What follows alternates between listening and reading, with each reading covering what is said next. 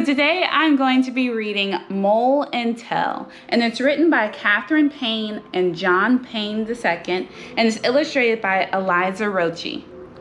Mole and Tell.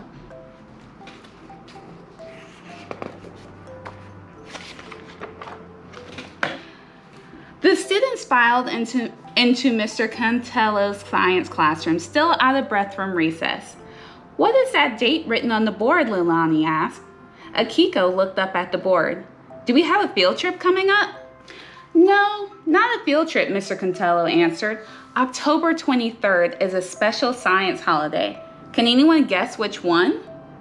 "Is it Astronomy Day?" Fatima asked. "I want to be an astronaut when I grow up." "Close. Astronomy Day was a couple of weeks ago. Anyone else?" "I hope it's Earth Day," Kevin exclaimed. "I love when we plant seeds in the school garden." "That's not until spring." "One more guess?" "Pie Day?" Sanjay shouted. "My family always eats pie on Pie Day." "Good try, Sanjay. But Pie Day is in March." Mr. Cantello smiled. October 23rd is Mole Day, which celebrates a unit of measurement called a mole. What do you think a mole measures? Before anyone could guess, Kevin called out, "Wait, a mole isn't used to measure something. A mole is an animal." "It's also a spy who works undercover. I saw it in a movie," Alejandro added. "No, a mole is a color spot on your skin," Leilani said. "I have one right here." "That's true, Leilani. A mole is a spot on your skin. It can also be a spy and an animal," Mr. Cantello said. "The word mole is a homonym, which means that it has more than one meaning. Today, we will be learning about the kind of mole that is used by scientists."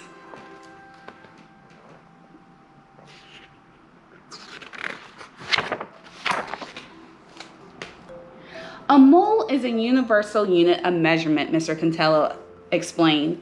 That means that scientists all over the world, from Brooklyn to Buenos Aires to Beijing, use moles to measure things.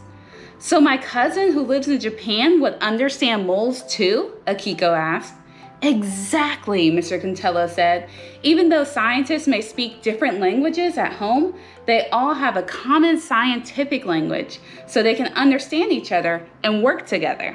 "What do moles measure?" Kevin asked.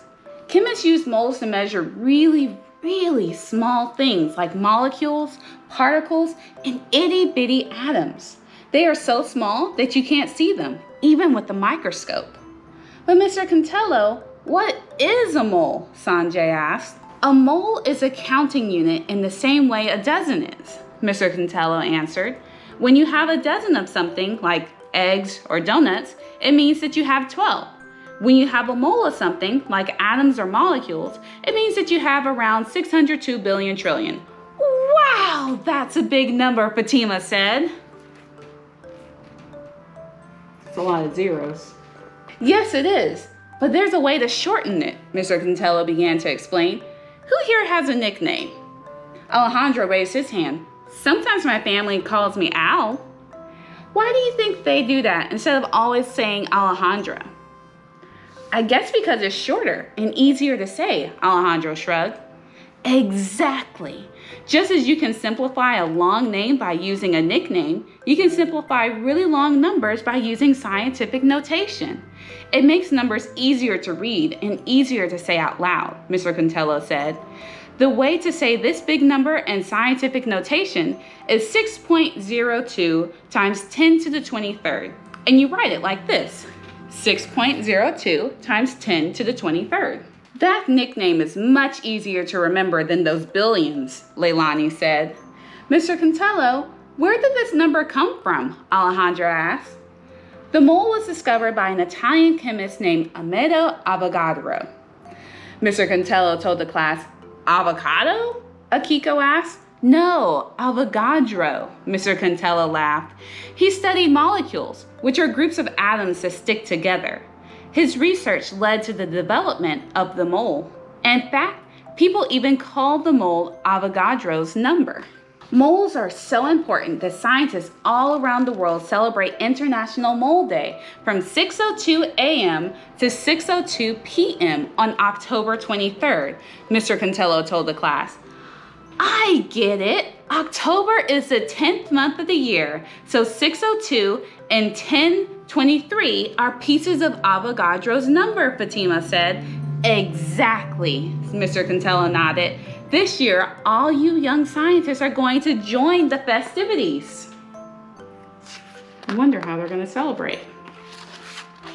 That's this Friday, Sanjay said. How are we going to celebrate?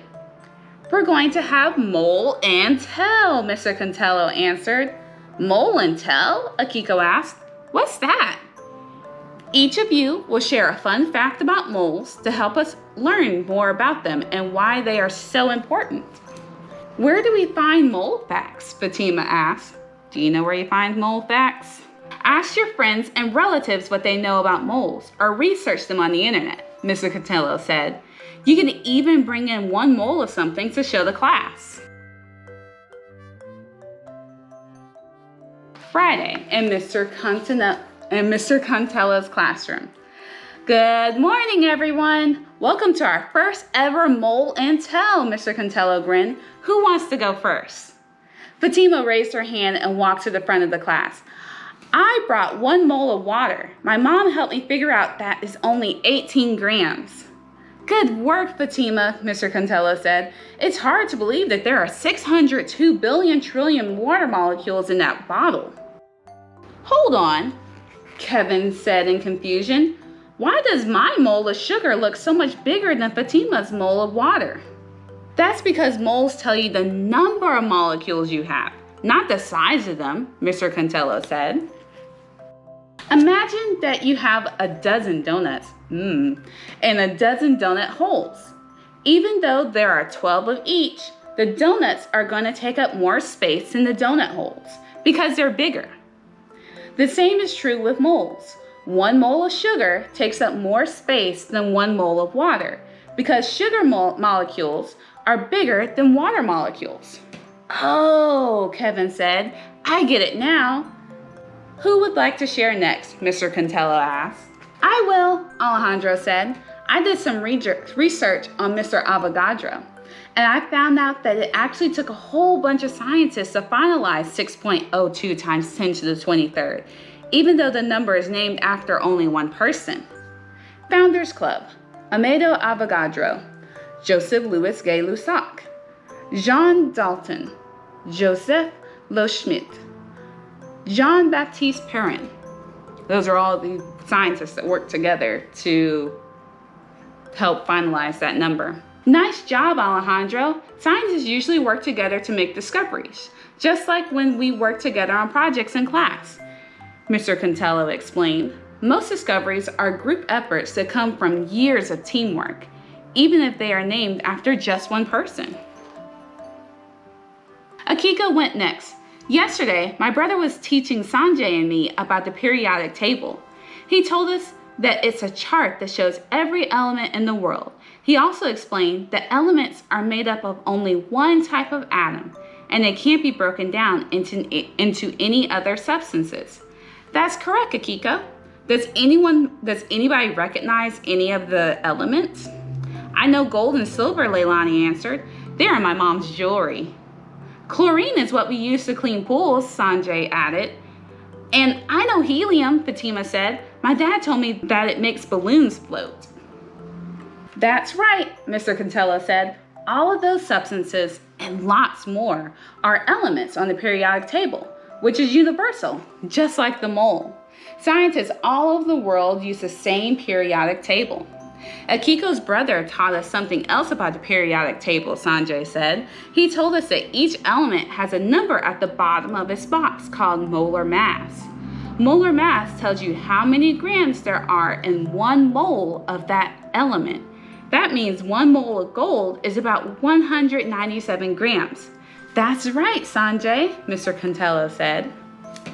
I did not know that. Leilani went last. My mom is a pharmacist. She uses moles at work to measure chemicals for different medicines. I didn't know pharmacists use moles. A lot of people use moles for their jobs, Mr. Contello said. Scientists who make plastic and batteries have to measure specific amounts of different elements when they create their products. In many cases, they use moles to take these measurements. Wow, Alejandro said. Moles are everywhere. They are, Mr. Contello said. That's why it's so important for us to learn about them. You all did such a great job with today's assignment. Now I have one mole surprise. Mr. Contello brought out a plate of pastries. In honor of our favorite Italian scientist, Mr. Avogadro, I made Zeppole donuts. Buon appetito. Kevin raised his hand. Mr. Contello, which science holiday are we celebrating next? That is the end of Mole and Tell. So, I was thinking, what would I bring in for Mole and Tell? I'm not sure what I would bring in. I don't have that much gold. But I'd have to look at my periodic table in order to figure out what I can bring in. Probably just water. Or oxygen. Oxygen would be pretty easy.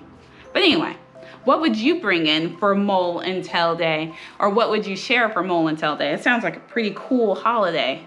But that's it. Thank you for listening and reading with me. And I will catch you all next time. Bye. All right. So I figured I'd bring it. The periodic table of elements.